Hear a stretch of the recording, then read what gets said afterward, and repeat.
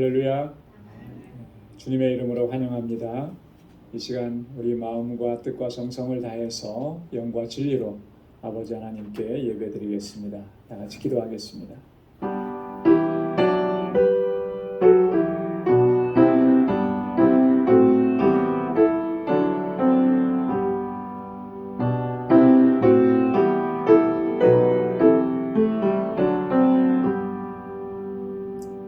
하나님이여, 나를 긍휼히 여기시고 나를 긍휼히 여기소서. 내 영혼이 주께로 피하되 주의 날개 그늘 아래서 이 재앙이 지나가기까지 피하리이다. 내가 지극히 높으신 하나님께 부르짖으며 곧 나를 위하여 모든 것을 이루시는 하나님께로다. 저가 하늘에서 보내사 나를 삼키려는 자의 비방에서 나를 구원하실지라. 하나님이 그 인자와 진리를 보내시리로다. 하나님이여, 주는 하늘 위에 높이 들리시며 주의 영광은 온 세계 위에 높으시기를 원하나이다. 아멘. 자비하시고 은혜가 풍성하신 아버지 하나님, 오늘도 주님의 은혜 가운데 저희들을 지키시고 보호해 주셨다가 이 저녁에 다시금 주님 앞으로 불러주시고 우리 마음을 다하고 힘을 다하여서 하나님을 경배하고 찬양하고 예배케 하시니 감사합니다. 날마다 베푸시는 그 은혜와 그 권능의 역사로 인하여서 우리가 당하고 있는 여러 가지 환난과 고난과 시험도 넉넉히 이겨내게 하신 하나님 감사합니다. 늘 주님을 찬양하고 주의 이름을 높이고 하나님께만 영광 돌리는 저희의 삶이 되도록 인도하여 주옵소서. 오늘도 주님을 예배하는 저희의 심령 가운데 주님 찾아와 주시고 주님의 위로와 평강으로 덧입혀 주시며 우리의 예배를 받아 주옵소서. 예수님의 이름으로 기원하옵나이다. 아멘. 전능하사 천지를 만드신 하나님 아버지를 내가 믿사오며 그 외아들 우리 주 예수 그리스도를 믿사오니 이는 성령으로 잉태하사 동정녀 마리아에게 나시고 본디오 빌라도에게 고난을 받으사 십자가에 못 박혀 죽으시고 장사한 지 사흘 만에 죽은 자 가운데서 다시 살아나시며 하늘에 오르사 전능하신 하나님 우편에 앉아 계시다가 저리로서 산 자와 죽은 자를 심판하러 오시리라. 성령을 믿사오며 거룩한 공예와 성도가 서로 교통하는 것과 죄를 사하여 주시는 것과 몸이 다시 사는 것과 영원히 사는 것을 믿사옵나이다. 아멘. 찬양으로 하나님께 영광 돌립니다. 목마른 사슴.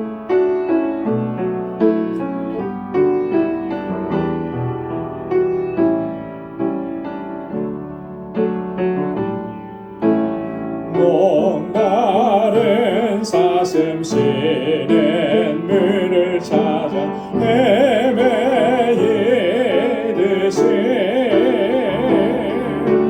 내 영혼 주를 찾기에 갈급하나이다. 목마른 사슴, 목마른 사슴 쉬는 물을 찾아 헤매이듯이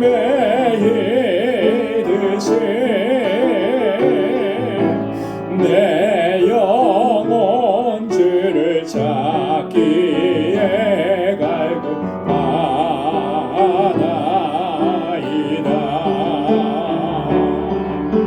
주님만이 나의 힘, 나의 방패, 나의 참 소망, 나의 몸 정성 다 바쳐서 주님 경배합니다.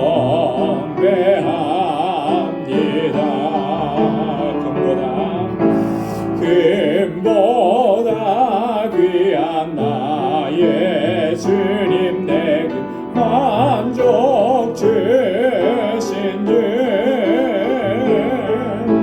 당신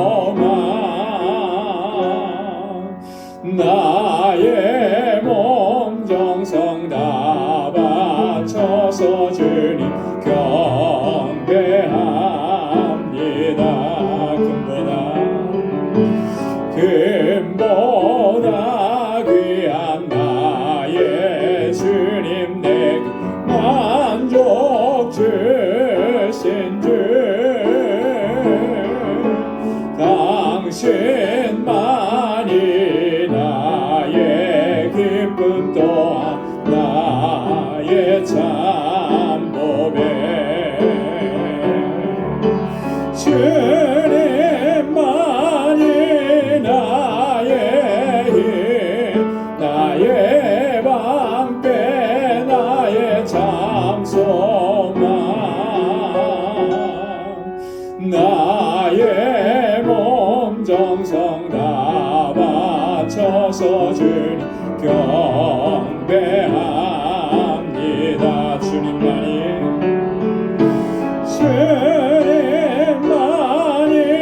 나의 힘 나의 방패 나의 참소망 나의 몸 정성 다 바쳐서 주님 경배합니다.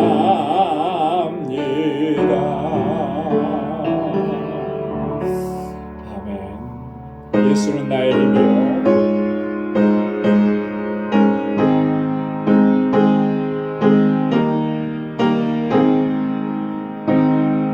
예수는 나의 힘이요 내 생명 되시니 구주 예수 떠나가면 죄 중에 빠지니 눈물이 앞을 가리고 내 맘에 근심 쌓일 때 위로하고 힘주시는 주 예수 예수는 나의 힘이요 내 친구 되시는 그네를 간구하면 풍성히 받으리 햇빛과 비를 주시니 추수할 곡식 많도다 귀한 열매 주시는 주 예수 예수는 나의 힘이요 내 기쁨 되시는 그 명령을 준행하여 늘 충성하겠네 주야로 보호하시며 바른 길 가게 하시니 의지하고 따라가리 주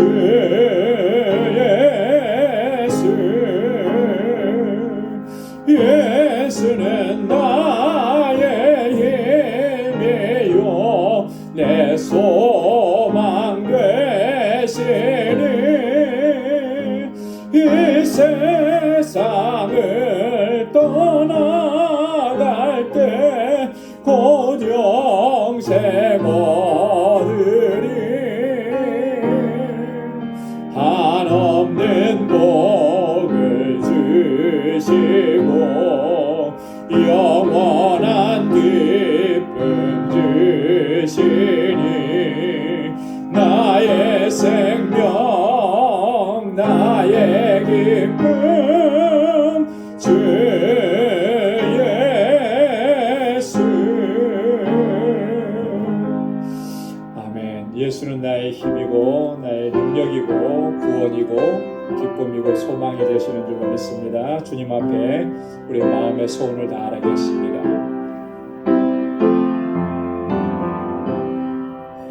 내가 깊은 곳에서 주께 불러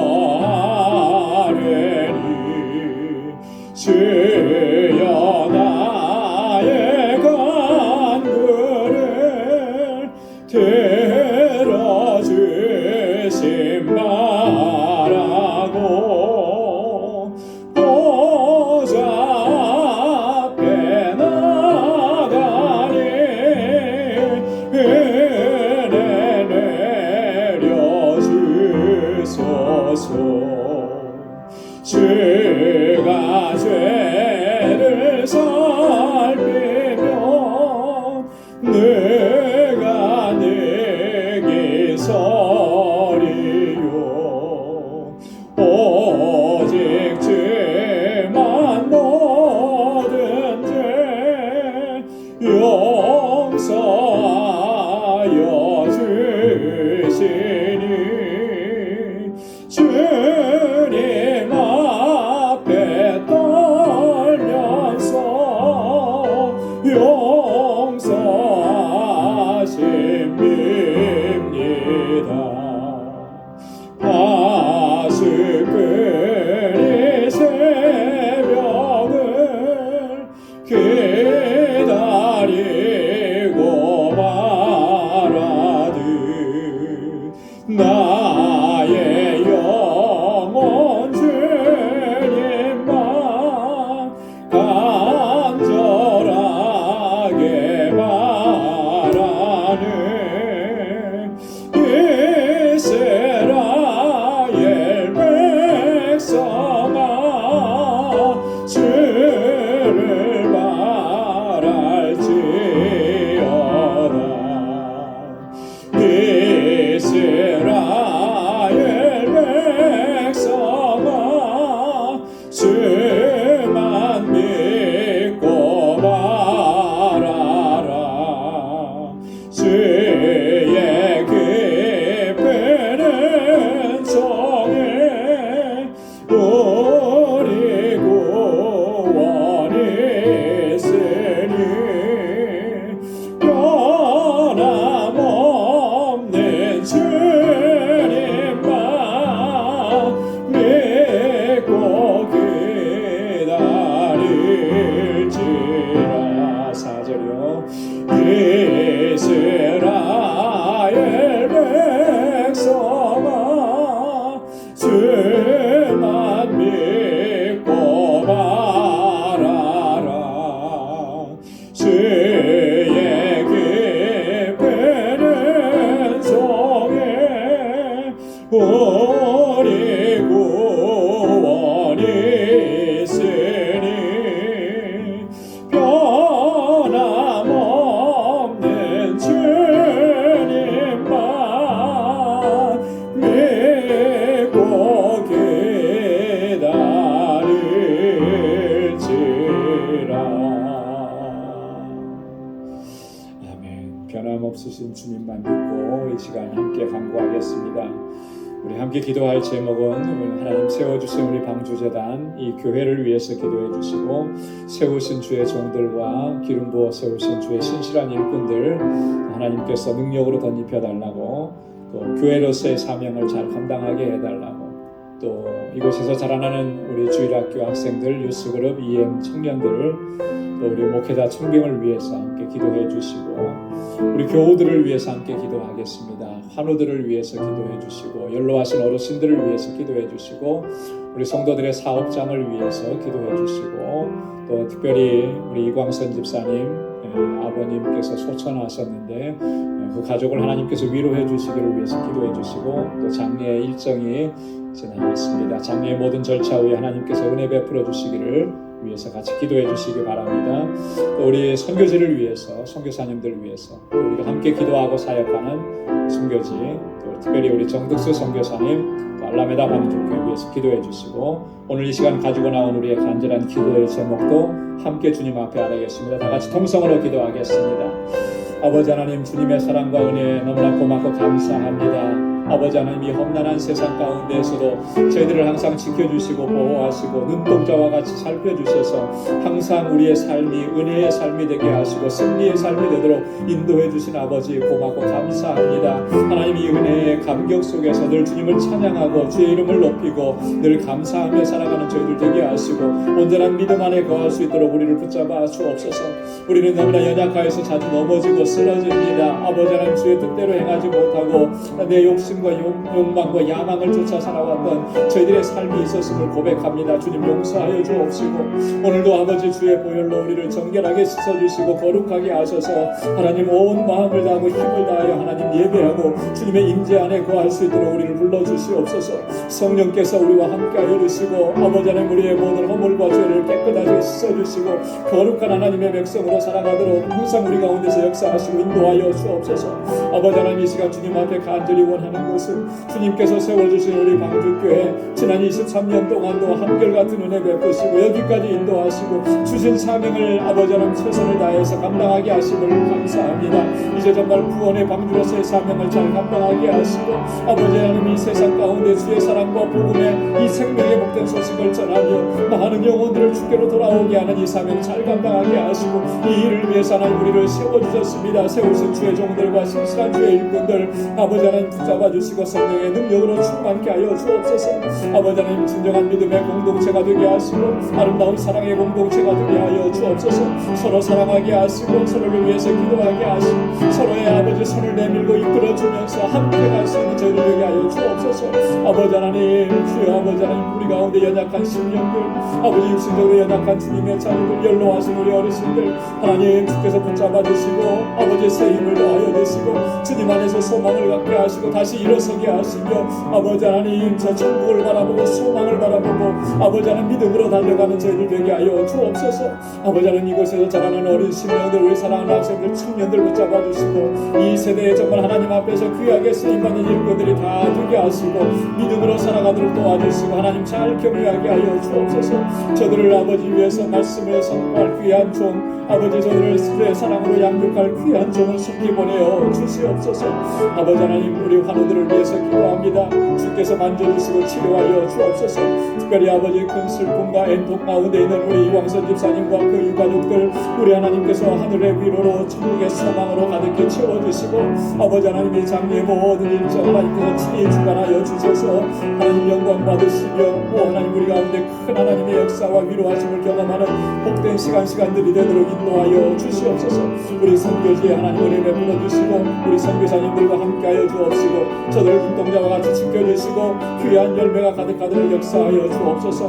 아버지 우리 알라메다 방주교회 또 아버지 우리 정덕수 선교사님 또 함께하는 모든 사역자들 하나님께서 능력의 장중에 붙들어 주시고 귀하게 쓰임받는 교회와 주의 종들이 되게 하여 주시옵소서. 오 하나님 아버지 오늘도 주님께 나와서 우리 마음의 소원을 아뢰고 간구하고 기도하오니 사랑하는 주의 종들의 그 기도마다 하나님 그 마음의 소원마다 하나님 선하신 응답을 허락하여 주옵시고 저희의 품은 뜻이 정말 하나님께서 기뻐하시는 뜻이 되도록 인도하여 주옵시고 아버지 날마다 주님과 동행하는 삶을 살아가며 믿음으로 승리케 하여 주시옵소서.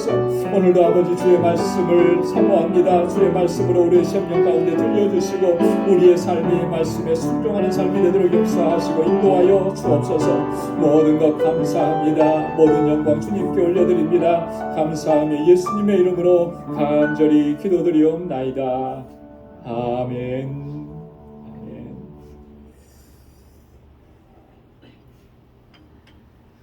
이제 우리 하나님의 말씀 같이 묵상하도록 하겠습니다. 오늘 묵상할 하나님 말씀은 로마서 6장 1절에서 11절까지 말씀입니다. 로마서 6장 1절에서 11절.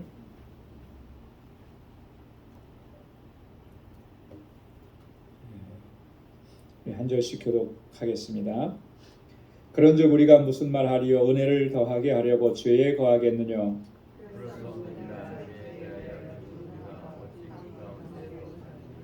무릇 그리스도 예수와 합하여 세례를 받은 우리는 그의 죽으심과 합하여 세례 받은 줄을 알지 못하느냐?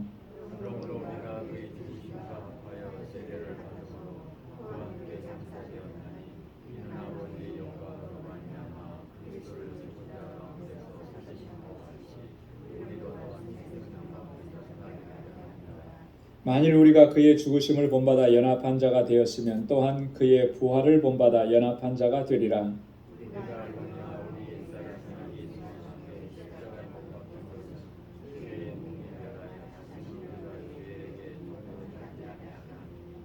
이는 죽은 자가 죄에서 벗어나 의롭다 하심을 얻었음이니라.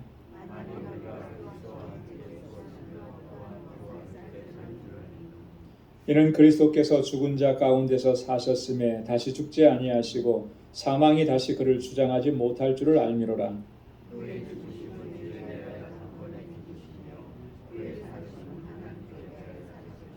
다 함께요.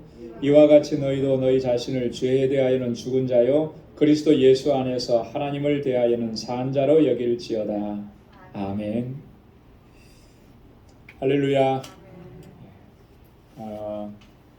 우리 지난주에 우리가 말씀을 나눈 그 내용을 간단하게 보면 첫사람 아담의 범죄, 그 아담의 범죄로 인하여서 죄와 사망이 온 인류 가운데 들어왔다 이렇게 말씀을 드렸습니다. 이 문제는 정말 우리 인류에게 너무나 심각한 문제인 거죠. 나면서부터 죄인인 것이고 그 죄인으로 살다가 그 마지막은 결국은 사망이라 그랬어요. 완전히 파멸이고 영원한 형벌입니다. 그런데 하나님께서 우리에게 또 다른 한 사람, 제2의 아담이라고 명명하기도 하는데 예수 그리스도를 우리 가운데 보내어 주셔서 그리스도를 통해서 주시는 은사로 말미암아 우리가 하나님의 거룩한 백성이 되게 하셨고 새 생명을 허락해 주셨다라고 하는 거죠. 그 은사는 구원의 은혜라고 하는 것입니다. 그래서 이 구원의 은혜를 받은 사람들은 과연 우리가 어떻게 살아가야 되느냐라고 하는 그런 부분들 우리가 분명하게 기억하고 반드시 기억해야만 하는 중요한 사실들에 대해서 오늘부터 6장 1절에서부터 쭉 이렇게 설명을 해줍니다. 이 본문의 내용의 핵심적인 주제를 보면 우리 그리스도인들은 죄에 대해서는 죽은 자들이다라고 말씀합니다. 그러면서 이 죄에 대해서 죽은 자라는 것을 강조하면서 그 의미가 뭐냐라고 하는 거예요. 그러면 죄에 대해서 죽었다 그랬는데 그 의미가 어떤 것이냐라고 하는 것을 이야기해요.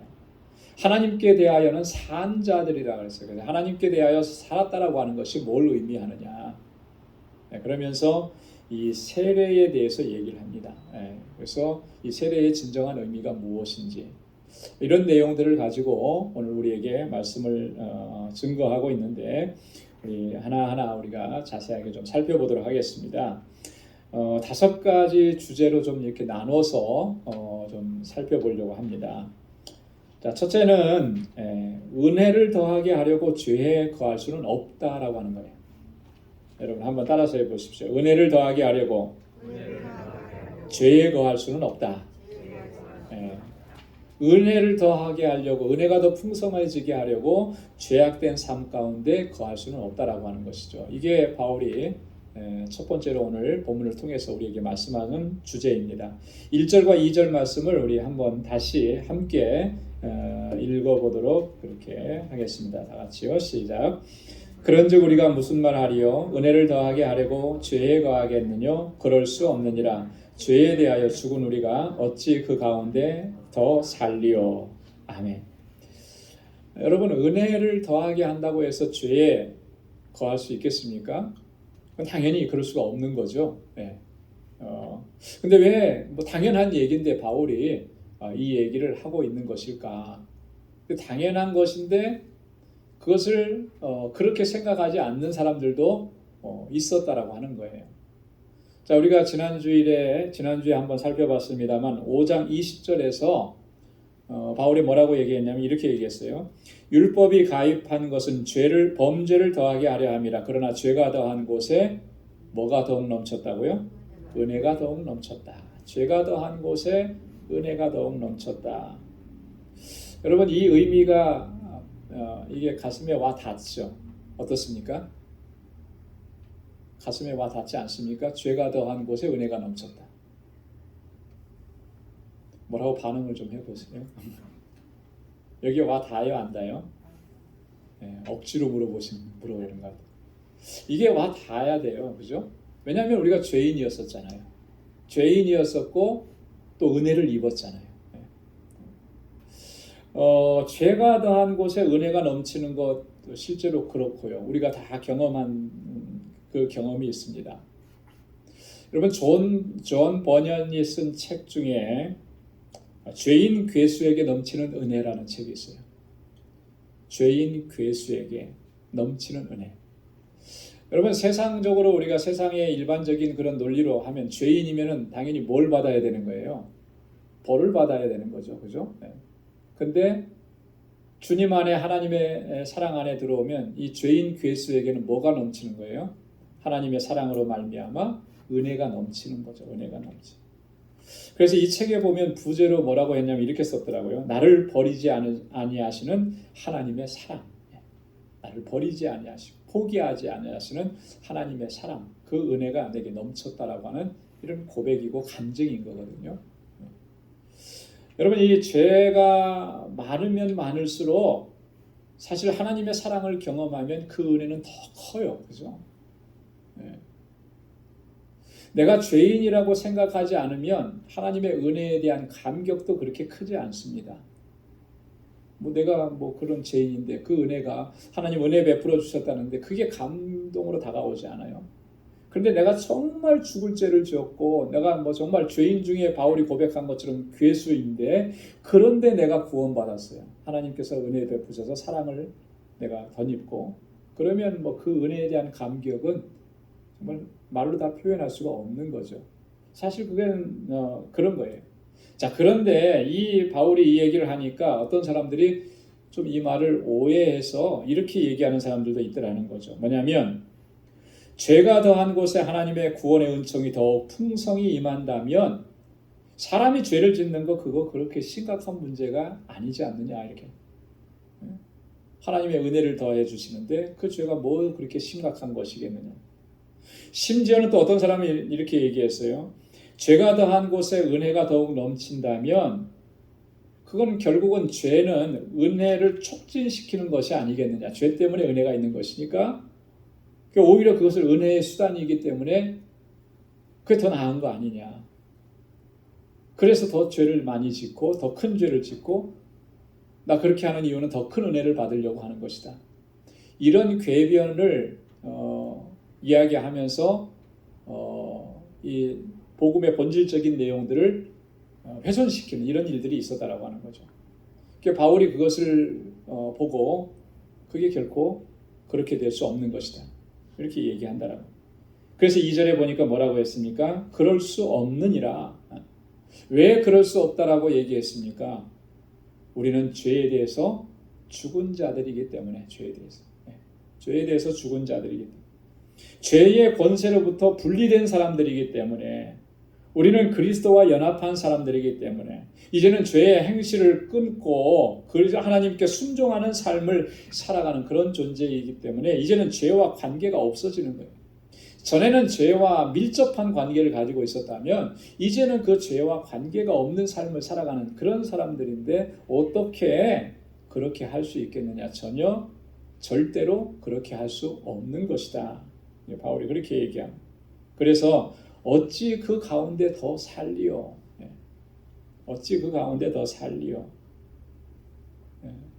여러분 그래서 우리가 정말 구원의 은혜를 경험하고 그 감격 속에서 살아가는 사람은요 항상 하나님 의지하고 또 성령의 인도하심을 구하고 받는 가운데 살아가는데 또 하나의 특징은 뭐냐면 여러분 이 죄에 대해서 아주 심각하게 받아들이는 거예요. 죄를 단순하게 죄를 여상하게 여기고 그러지 않습니다. 죄의 문제만큼은 심각하게 받아요. 그 가운데 거하는 삶을 그는 완전하게 버리고 멀리하고 그렇게 살아가게끔 되어 있다라고 하는 것이죠. 우리 안에 구원을 이루신 하나님의 역사하심, 우리 안에 계시는 성령께서 우리를 그렇게 이끌어 가시는 것입니다.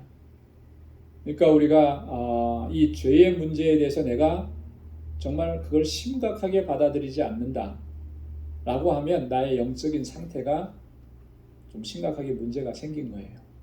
죄의 문제에 대해서 별로 이렇게 대수롭지 않고 그것을 별 문제 아닌 것처럼 왜? 나는 구원받았으니까 하나님의 자녀니까 또 회개하면 되고 그러면 하나님께서 더 큰 은혜를 주실 것이니까 만약에 이렇게 조금이라도 이렇게 생각한다면 이건요 굉장히 길을 잘못 들고 있는 것이라는 거예요.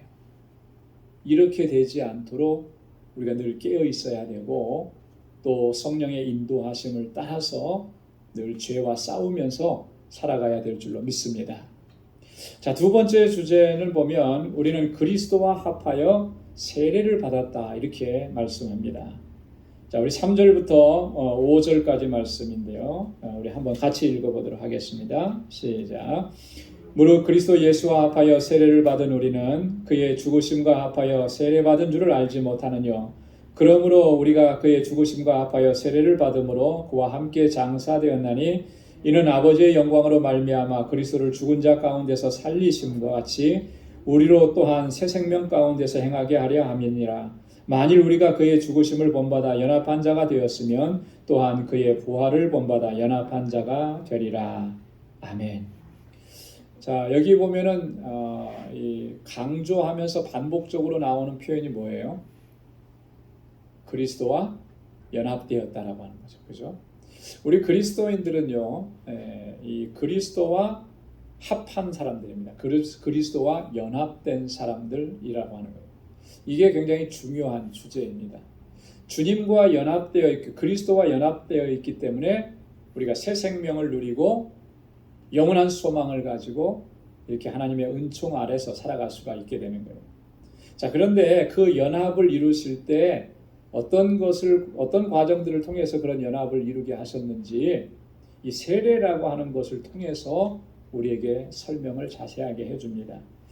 그리스도와 예수와 합하여 세례를 받은 우리는 그의 죽으심과 합하여 세례를 받았다. 그렇게 이야기합니다. 그의 죽으심과 함께한 사람들이라. 여러분 이 세례의 의미를 우리가 분명하게 바로 이해를 해야 합니다. 여러분 세례라고 하는 것 다 여러분 세례 받으셨잖아요. 이 세례는 문자적으로 우리가 이해한다고 하면은 그는 물에 잠그는 것, 물로 씻는 것 그런 의미를 가지고 있습니다. 그래서 이 물로 씻어지듯이 우리를 죄 가운데서 깨끗하게 씻어서 정결하게 하시는 것이 바로 이 세례의 의미라고 하는 거예요. 그리고 이 세례는 또 하나의 의미가 있는데 우리의 신앙 고백이 담겨져 있습니다. 그래서 우리가 세례를 받음으로 인해서 여러분 옛사람은 죽는 것이죠. 그리고 성령의 새롭게 하심을 힘이 있고 이제는 정결하고 거룩한 삶을 살아가기로 다짐하고 결단하는 이런 신앙 고백이 그 안에 담겨져 있습니다. 여러분 세례 받을 때 그때의 여러분 그 상황을 기억하시는지 모르겠지만 그 세례 받으시면서 아마 다 그렇게 결단을 했을 거예요. 이제는 하나님의 백성, 하나님의 자녀로 거듭났고 거룩한 백성으로 다시 태어났으니까 그에 합당한 삶을 살아가겠노라고 여러분 그렇게 다 결단했을 거예요. 근데 과연 그 결단한 것을 지금도 그렇게 가지고 있는지 그렇게 다짐하면서 우리가 하루하루 살아가고 있는지 우리 삶의 모습을 늘 돌아봐야 합니다.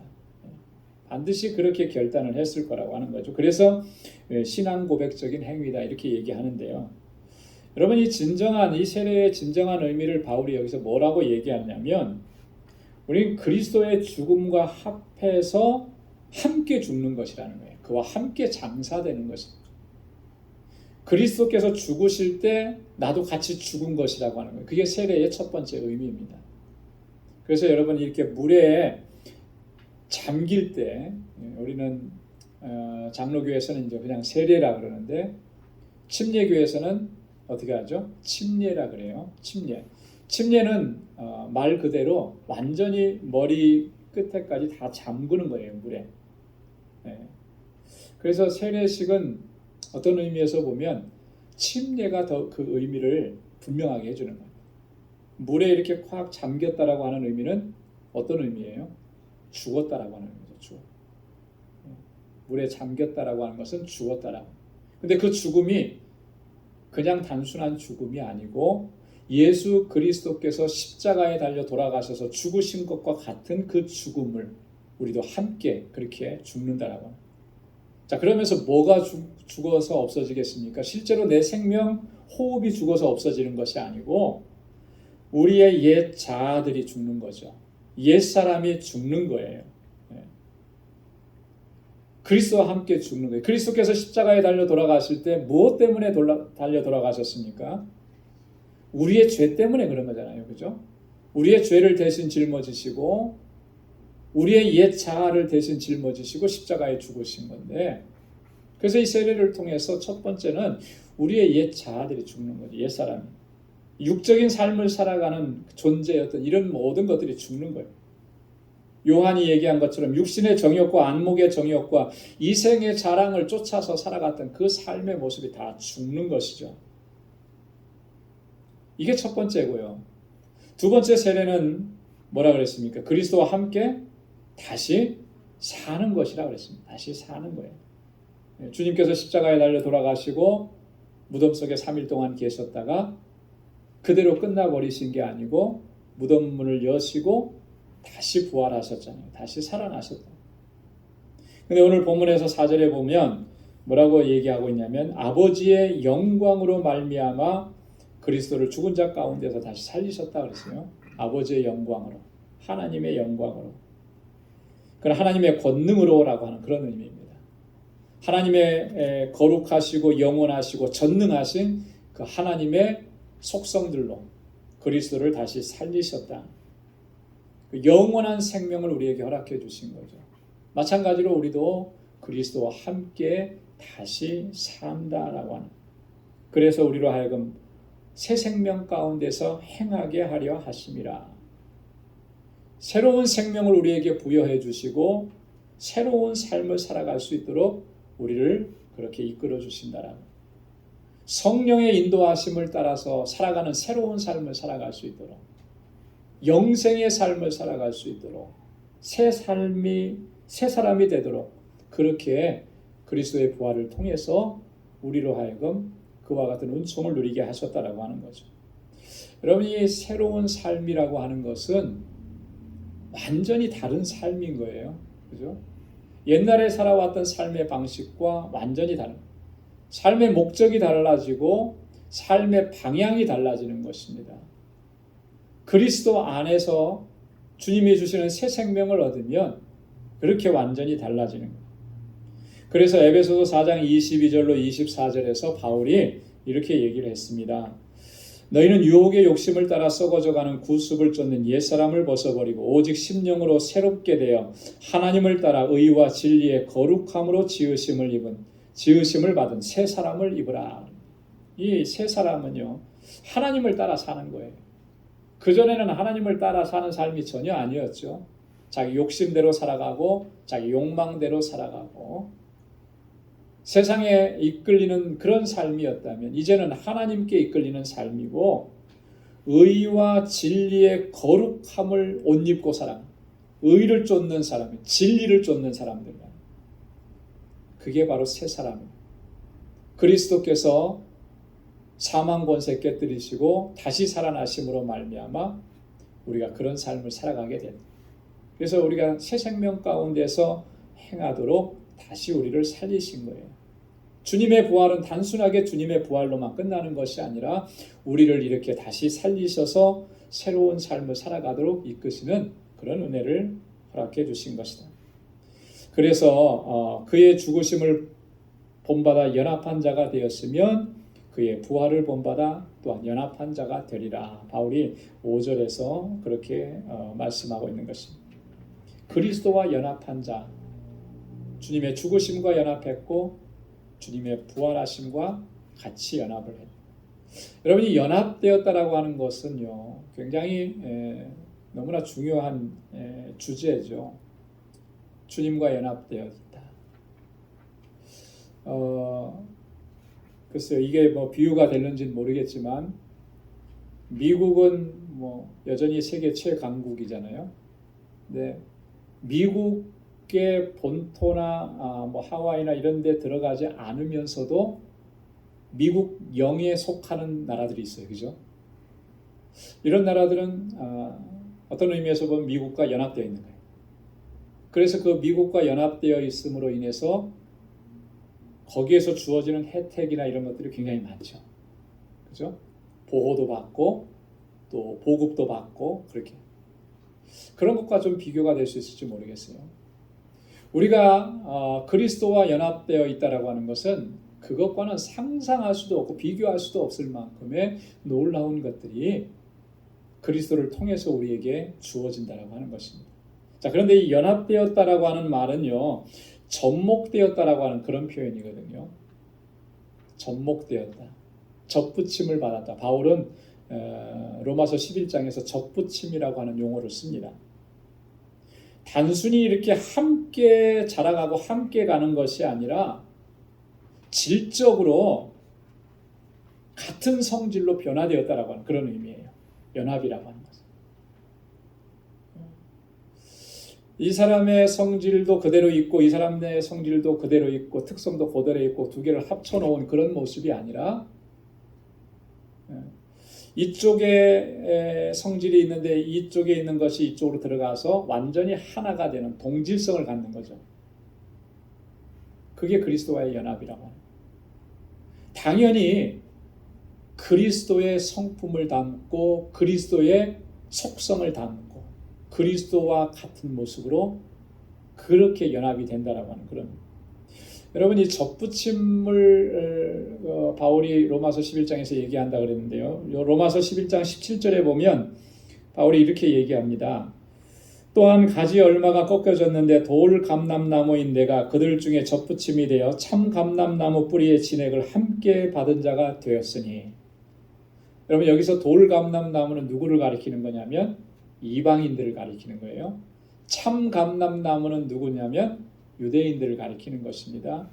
자, 그런데 참 감람나무의 가지가 꺾여진 그 자리에 누가 와서 접붙임이 되냐면 돌 감람나무는 이방인들이 접붙임이 되는 거예요.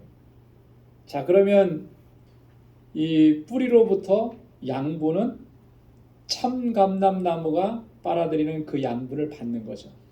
자, 그렇게 해서 그 진액을 받으면 나중에 접붙임 받은 그 가지에서는 뭐가 나오겠습니까? 돌감람나무가 나오겠습니까? 참감람나무 열매가 맺히게 되는 거죠. 그래서 오늘 우리가 그리스도와 연합이 된 그런 상태는 결국에는 어떤 열매를 맺게 되느냐? 그리스도의 열매를 맺게 되는 거예요. 우리를 통해서 예수 그리스도로 말미암은 열매를 맺게 되는 것이죠. 성령의 열매를 맺게 되는 것이고 그리스도의 성품이 드러나는 그러한 삶을 살아가게 되는 거예요. 그 연합이라고 하는 것이 여러분 이만큼 중요한 것입니다. 완전히 체질이 바뀌었기 때문에 그와 같은 열매가 맺혀져요. 옛사람의 성질들, 죄의 습성에 안주하려고 했던 그 옛사람의 그런 본질들이 그것이 변화되어서 이제는 그리스도 안에서 그리스도의 장성한 분량에까지 자라가려고 하는 그런 속성으로 바뀌게 됩니다. 변화된 삶을 향해서 나아가기, 성화의 삶을 향해서 이런 본질적인 변화가 이루어지게 된다라고 하는 것이 그것이 바로 그리스도와의 연합이라고 합니다. 그래서 예수님께서도요 요한복음 15장에서 이 연합을 그렇게 강조하셨습니다. 요한복음 15장은 이 예수님의 포도나무의 비유인데 예수님은 포도나무고 우리는 가지라 그랬습니다. 그러면서 주님이 우리 안에 거하시고 또 우리가 주님 안에 거하시면 과실을 많이 맺고 그리고 주님을 떠나서는 우리가 아무것도 할 수 없다. 그리스도와 연합되어 있는 우리의 모습을 우리가 늘 기억하고 그 안에서 우리가 정말 주님을 통한 열매를 잘 맺고 있는지 늘 살펴보고요. 만약에 이 연합의 관계가 어떤 문제가 생기지는 않았는지 또 우리 자신을 살피면서 하나님 앞에 늘 바로 세워가야 할 줄로 믿습니다. 자, 그 다음에 세 번째 주제는 우리는 죄에서 벗어나 의롭다 하심을 얻었다 이렇게 말씀합니다. 자, 6절과 7절 말씀 함께 같이 읽겠습니다. 시작.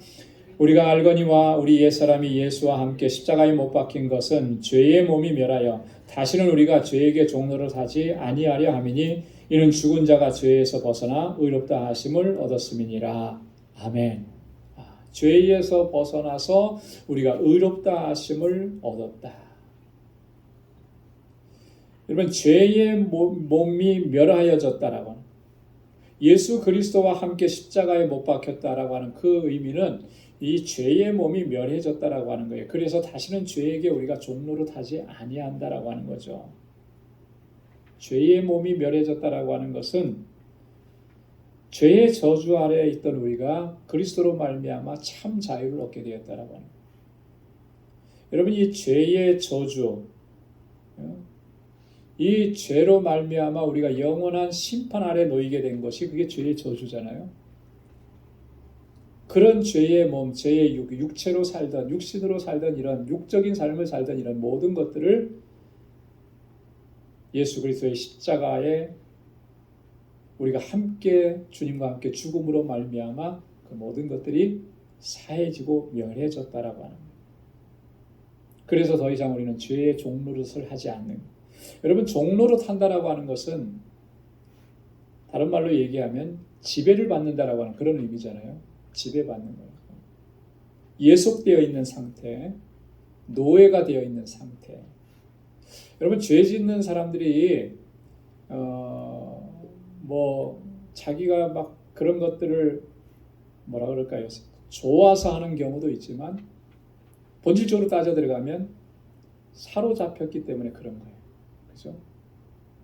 완전히 사로잡혀 있기 때문에 그 사로잡힘에 의해서 지배를 당하고 그렇게 끌려다니는 거죠. 그런 충동을 항상 이 안에서 느끼는 거예요. 그게 다 죄의 지배를 받는 그런 상태인 건데, 그것이 이제 죄의 종노릇을 산다라고 하는 그런 의미예요. 지난주에도 우리가 살펴봤듯이 로마서 5장 17절에 보면 아담의 범죄로 말미암아 사망이 우리 안에 들어왔고 그 사망이 우리 안에서 왕노릇한다 그랬거든요. 그러니까 그리스도 안에서 주님을 통해서 새 생명을 우리가 받지 아니하면 여전히 그 상태에 있는 거예요. 죄가 지배하고 죄가 이끌어가고 죄가 통제하고 죄가 다스리는, 죄가 왕노릇하는 그런 상태에 머물 수밖에 없는 거죠. 그런데 예수와 함께 우리가 십자가에 못 박혀서 이 죄의 몸이 멸해졌다. 더 이상 죄의 지배를 받지 않는다. 우리는 누구의 지배를 받느냐 하면 성령의 지배를 받는 거죠. 성령의 다스리심을 받는 거예요. 죄에서 벗어나서 우리가 의롭다 하심을 얻었다라고 분명하게 선언을 합니다. 그래서 더 이상 죄가 우리를 주관하지 못하는 것입니다. 여러분 어떻습니까? 죄의 문제가 내 앞에 닥쳐 있었을 때, 그런 유혹이 왔을 때, 그런 유혹 앞에서 여러분 그것은 아니다, 그렇게 할 수 없다. 물론 어떤 갈등을 느낄 수는 있을지 모르지만 그것을 우리가 거절하고 그것을 물리칠 수 있는 능력은 바로 우리가 성령의 지배를 받기 때문에 그런 것입니다. 만약에 여전히 우리가 죄의 지배를 받는 그런 존재라고 하면 그거는요, 갈등할 필요도 없고요, 그저 그대로 딸려가고 그렇게 행하게끔 되어 있는 거예요. 그러나 성령의 다스리심을 받는 사람들은 끊임없이 이런 죄의 유혹이 오고 또 이런 어떤 그 상황들이 발생했을 때 항상 성령께서 이끄시는 대로 그것을 거절하고 물리치고 또 성령의 인도하심을 따라서 살아갈 수가 있게 되는 것입니다. 그것이 바로 우리가 죄에서 벗어나 의롭다 하심을 얻은 그런 존재가 되었기 때문에 그렇다라고 하는 것입니다. 자, 그 다음에 8절과 9절에 보면 사망이 다시는 주장하지 못한다, 그렇게 말씀합니다. 8절 9절 말씀 우리 함께 다 같이 읽겠습니다. 시작. 만일 우리가 그리스도와 함께 죽었으면 또한 그와 함께 살 줄을 믿노니 이는 그리스도께서 죽은 자 가운데서 사셨으며 다시 죽지 아니하시고 사망이 다시 그를 주장하지 못할 줄을 알미로다. 그와 함께 살 줄을 믿노니, 누구와 함께 사느냐면 주님과 함께, 그죠? 부활하신 주님과 함께 우리가 살 줄을 믿는다. 그리스도와 함께 죽었다면 이제 그리스도와 함께 주님과 함께 다시 산다라고 하는 것이죠. 근데 그 다시 산다라고 하는 그 의미가 어떤 것인가? 첫째는 새 생명을 영위하는 것을 의미합니다. 앞에서도 말씀을 드렸던 것처럼 새로운 존재, 새로운 피조물이 되어서 주님을 통해서 주시는 새로운 생명, 새로운 삶을 살아가게 되는 거죠. 그리스도께서 내 안에 계시기 때문에 이전과는 완전히 다른 새로운 삶, 그리스도께서 이끄시는 삶, 성령 안에 거하시는 삶을 살아갈 수가 있게 되는 것을 의미하고, 그래서 여러분 그리스도인들은, 참된 그리스도인들은 삶의 모습이 완전히 달라지는 것입니다. 예전의 삶의 방식이 아니고 하나님께서 성령을 통해서 주시는 새로운 변화된 삶의 방식이 그를 통해서 나타나게 되는 것이죠. 그리스도인들에게는 이런 변화의 모습이 반드시 그 변화되는 순간이 있었고 또 변화되는 삶을 살아가는 과정들이 있다라고 하는 것입니다. 새 생명을 영위하는 것뿐만 아니라 두 번째, 그리스도와 함께 산다라고 하는 의미는 주님께서 부활하셨듯이 장차 다시 살게 된다라고, 부활하게 된다라고 하는 것을 의미하는 것이죠. 주님은 사망 권세를 이기시고 다시 살아나셔서 모든 잠자는 자들의 첫 열매가 되셨다고 바울이 그렇게 우리에게 증거했는데, 그 주님의 부활하심은 오늘 그리스도 안에 있는 모든 사람들의 부활을 예표해 주신다라고 하는 것입니다. 주님 다시 사신 것처럼 우리도 다시 사는, 영원한 생명 안으로 들어가는 그 부활의 기쁨에 우리가 참여하게 된다라고 하는 것입니다. 사망이 이제는 그래서 더 이상 주장하지 못합니다. 그 전에는 사망이 주장하는 삶이었다면 이제는 그렇지 않다라고 하는, 주장한다라고 하는 의미는 주인 된다라고 하는 의미고, 이 사망이 주인의 자격으로서 권리를 행사한다라고 하는 그런 의미인데요. 여러분, 이 사망이 주인 행세하는 것은 결국은 이 죄의 결과인 거죠. 우리가 하나님의 명령과 하나님의 법들을 거역하고 죄를 지음으로 말미암아 그 결과로 주어진 것이 사망인데, 그때로부터는 이 사망이 주관하는 삶을 살았던 거예요. 그러나 그리스도와 함께 우리가 다시 죽고 다시 삶으로 말미암아 이제는 더 이상 사망이 주관하지 못하는 것입니다. 왜냐하면 그리스도께서 죄의 결과들을 다 제거해 주셨고 다시는 죄와 사망이 우리 안에 주인 행세할 수 없도록 그렇게 은혜를 베푸시고 이끌어 가시기 때문에, 그래서 여러분, 우리의 삶은 주님께서 그렇게 인도해 주심으로 인해서 생명 안에서 또 성령의 법 안에서 주님의 주시는 자유와 해방을 누리면서 그렇게 살아가는 것입니다. 그래서 로마서 8장 1절로 2절에서 바울이 그렇게 선언했습니다. 우리 이 부분을 한번 같이 읽어볼까요? 시작. 그러므로 이제 그리스도 예수 안에 있는 자에게는 결코 정죄함이 없나니 이는 그리스도 예수 안에 있는 생명의 성령의 법이 죄와 사망의 법에서 해방하였습니다. 아멘. 이 죄와 사망이라고 하는 것은 항상 같이 가는 거잖아요.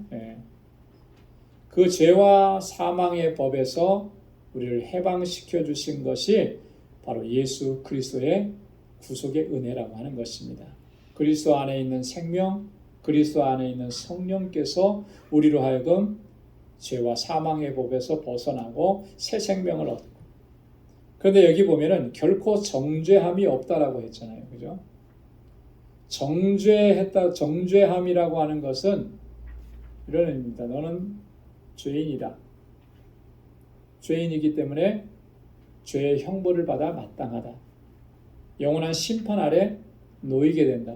그런 선언인 것이거든요. 이런 정죄가 없다라고 하는 거예요. 왜냐하면 그리스도 안에 있는 생명의 성령의 법이 우리 안에서 역사하시기 때문에 다시는 정죄하지 않고 다시는 사망 안에 거하지 않는 것입니다.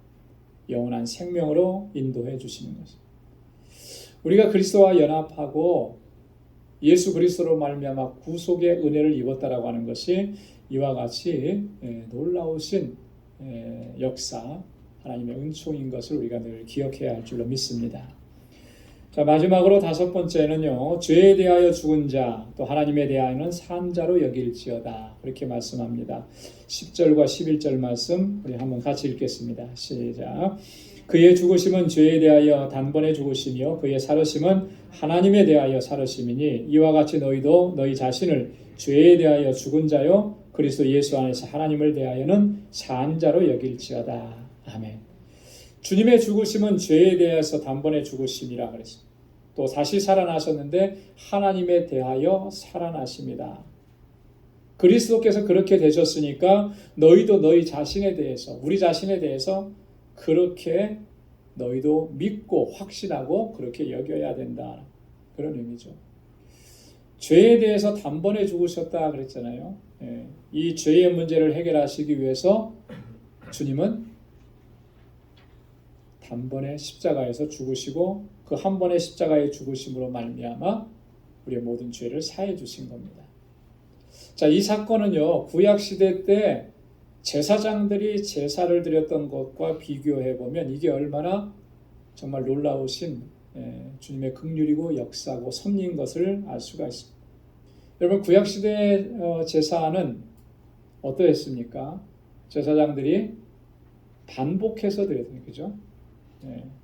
그 효력의 어떤 제한성 때문에 근데 그 제한성이라고 하는 것은 이 제사장도 여전히 죄 가운데 있는 죄인인 거예요. 그런 제한성 때문에 반복해서 드려야만 했습니다. 그러나 그리스도께서는 어떠신가라고 하는 거예요. 그리스도께는 제한되는 것이 없죠. 그리스도는 죄가 없습니다. 완전하신 분이에요. 그리고 희생제물을 자신을 희생제물로 드린 거예요. 그렇게 죄를 속하는 제사를 대제사장으로서 그렇게 드렸는데 그 단 한 번으로 모든 것을 다 종결하신 거예요. 그래서 그리스도께서 두 번 죽으실 이유가 없는 것이죠. 여러분 히브리서 9장 11절 12절에 보면 히브리서 기자는 이 사실을 아주 분명하게 우리에게 증거해 줍니다.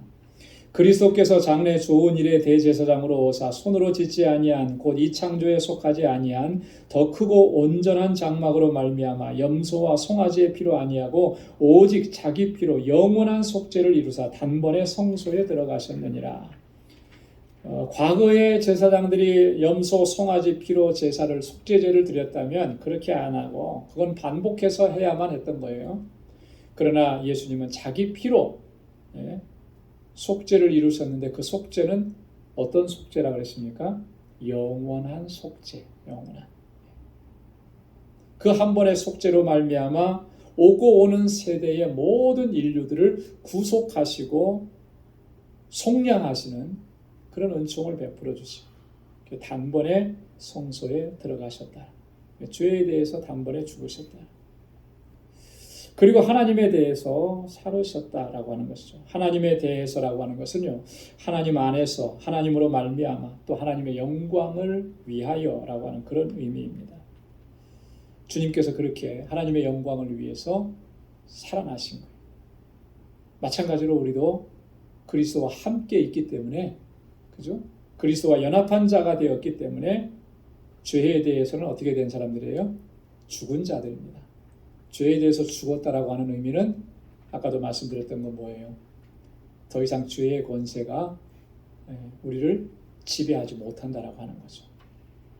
그래서 그리스도와 함께 죽은 사람들은요, 죄를 멀리하게 되는 것이고 또 이 죄의 유혹을 물리치고 또 승리하는 삶을 살아갈 수 있는 힘을 그리스도를 통해서 공급받는 것입니다. 그래서 매일매일의 삶이 여러분 죄와 싸우는 삶입니다. 영적인 삶. 죄와의 전쟁을 늘 치르는 거예요. 여러분 죄의 지배를 그냥 순순하게 받아들인다면 그렇게 싸울 이유가 하나도 없는 거죠. 그리스도께서 우리를 그리스도와 함께 죽게 하셨기 때문에 이 죄와의 싸움을 끝까지 감당하는 거예요. 그런데 그 싸움에서 우리는 반드시 승리한다라고 합니다. 왜냐하면 주님께서 승리하셨기 때문에. 하나님을 대하여 산자로 여길지라 그랬잖아요. 이 산자라고 하는 그런 의미는 하나님을 위하여 또 하나님의 영광을 위하여 살아간다라고 하는 그런 의미죠. 그래서 하나님의 뜻 안에서 전적으로 순종하는 삶을 살아가는 존재가 된다라고. 그래서 여러분, 그리스도와 함께 죽고 그리스도와 함께 다시 산 사람들은 오직 뭐예요? 오직 하나님의 영광을 위해서요. 오직 하나님의 뜻을 이루는 일을 위해서. 그래서 우리가 정말 생각하고 우리가 가슴에 품고 우리가 목적하고 하는 그런 모든 일들이 다 무엇을 위해서냐면 하나님의 영광을 위해서, 하나님의 뜻을 이루는 일을 위해서. 그렇게 방향이 설정이 되고 그 목적한 방향을 향해서 나아가게끔 되어 있는 겁니다. 그것이 예수 그리스도로 말미암아 구속함을 얻은 하나님의 자녀들의 특징이라고 하는 것이죠. 여기 보면 여길지어다 마지막에 그랬잖아요. 이게 어떤 권고사항 같은데, 권고사항이라기보다는 그렇게 반드시 그렇게 믿고 확신해야 된다라고 하는 명령이라고 하는 거죠. 저와 여러분들은 하나님께서 예수 그리스도를 통해서 우리 안에 그런 역사를 이루신, 그래서 그런 은혜 안에서 살아가는 존재들이라고 하는 것입니다. 여러분, 우리가 이 사실을 꼭 기억하고 정말 우리에게 남겨진 우리의 나머지 삶의 인생의 여정을 정말 하나님의 영광을 위해서 살고 하나님의 뜻을 이루어가는 일을 위해서 언제나 최선을 다하고, 그리고 한편으로는 끊임없이 우리에게 유혹하고 우리를 시험하는 이 죄와의 싸움, 끝까지 주님 의지하고 싸워서 이겨내고 승리하는 삶을 살아가는 우리 모두가 될 수 있기를 주님의 이름으로 축원합니다. 기도하겠습니다. 하나님 아버지, 참 고맙고 감사합니다. 오늘 이 저녁에도 저희들을 사랑하시사 하나님 은혜의 보좌 앞으로 불러주시고 우리를 구속하시고 놀라우신 은총을 베풀어 주신 하나님을 찬양하고 주의 이름을 높이게 하시니 감사합니다. 허물과 죄로 죽었던 저희 죄인들, 영원한 저주 안에 놓여 있었던 저희들을 하나님 이렇게 긍휼히 여겨주시고 불쌍히 여겨주시고 우리 주님 예수 그리스도로 말미암아 우리의 모든 죄가 사함을 입고 새 생명을 얻고 하나님에 대하여 산자로 살아갈 수 있는 은총을 베풀어 주시니 감사합니다. 그리스도와 연합한 자가 되게 하시니 감사합니다. 그 연합이 얼마나 값지고 놀라운 축복인지를 우리가 늘 기억할 수 있도록 도와주시고 항상 하나님의 뜻 안에서 행하는 저희들이 되게 하여 주옵소서. 우리 방주의 모든 권속들 늘 주님 눈동자와 같이 지켜주셔서 이 땅에서 사는 삶과 행하는 모든 일들이 하나님의 기쁨이 되고 주님께 영광 돌리고 매일매일의 삶이 승리의 삶이 되도록 인도하여 주옵소서. 이제는 우리 주 예수 그리스도의 무한하신 은혜와 하나님 아버지의 크고 놀라우신 사랑과 성령의 위로 교통 충만하심의 역사가 주님의 뜻 안에서 오직 하나님의 영광을 위해 살아가기로 결단하는 우리 방주의 모든 믿음의 권속들과 또 저들의 가정과 직장, 생업의 터전과 학업 위에 이제로부터 영원까지 함께 하시기를 간절히 축원하옵나이다. 아멘.